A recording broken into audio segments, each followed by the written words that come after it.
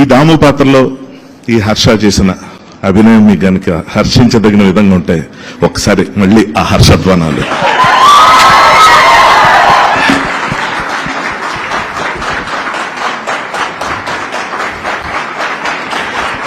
ఇంతకన్నా background music ఏముంది?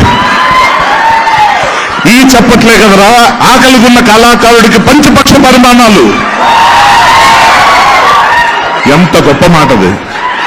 కీర్తిశేషులు అన్న నాటకంలో మురారి అన్న క్యారెక్టర్ ఈ మాట చెప్పడం చిన్నప్పుడు ఇప్పుడు నాటకాల్లో చూశాను.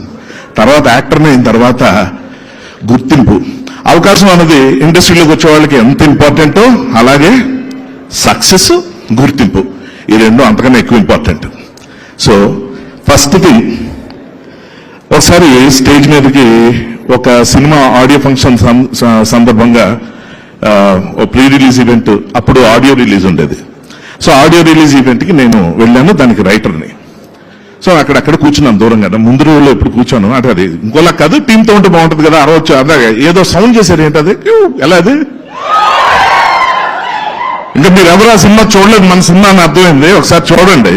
హీరో చెల్లి వచ్చి స్పీచ్ ఇచ్చినప్పుడు కూడా అరుస్తున్నారు, జాగ్రత్త. అది కూడా అట్రాక్ట్ చేస్తుందో తెలియదు.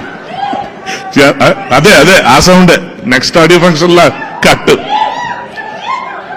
ఫోన్ బయట తీయడానికి కారణం ఉంది. సరే, సో ఆ ఫంక్షన్కి వెళ్ళినప్పుడు ఏమైందంటే నన్ను హీరో పేరు కూడా చెప్పేస్తా, తప్పేం లేదు, నితిన్. సో తనకి డైలాగ్ రైటర్ నేను. ఆ సినిమా ఫంక్షన్ లో అందరినీ పిలుస్తూ హర్షవర్ధన్ కూడా రావాలి లిస్ట్ చదివి అందరి పేర్లు చెప్తుంటే నేను లేచి అక్కడి నుంచి వస్తున్న లోపు ఇక్కడి నుంచి ఒక వ్యక్తి వచ్చాడు. అతని పేరు కూడా హర్షవర్ధనే, అతని యాక్టర్ హర్షవర్ధన్ అని. నేను తక్కువ ఇప్పుడు నేను వెళ్ళకూడదని అయిపోయాను. ఆ తర్వాత మళ్ళీ ఇంకోసారి నా పేరు రాలా. అంటే నేను రాలేదన్న విషయం కూడా నితిన్ రిజిస్టర్ అవ్వాల. హర్ట్ డైలాగ్ రైటర్ని మర్చిపోయాడు హీరో, అంతే ఇలాగే ఉంటాయి అనుకుని వెళ్ళిపోయాను. ఆ తర్వాత బయటకు వెళ్తాం.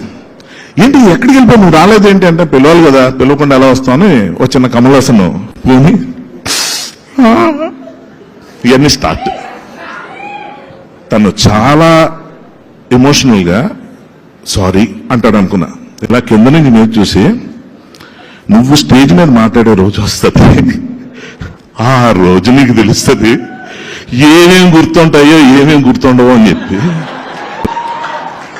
అప్పుడు కిందకి దిగి ఆ మాట ఎందుకన్నాను, అరే వాళ్ళ పేరు ఎందుకు చెప్పలేదు, ఇలాగ నీకు అనిపించకపోతే అంటే నేను అలాంటి కాదు బస్సు, అందరిని గుర్తుపెట్టుకుంటా అనుకున్నా. ఆ తర్వాత నుంచి సక్సెస్ రావడం మొదలుపెట్టింది. ఆ సినిమా పెద్ద హిట్. ఆ సినిమా గుండె జారుగా అల్లంతైంది.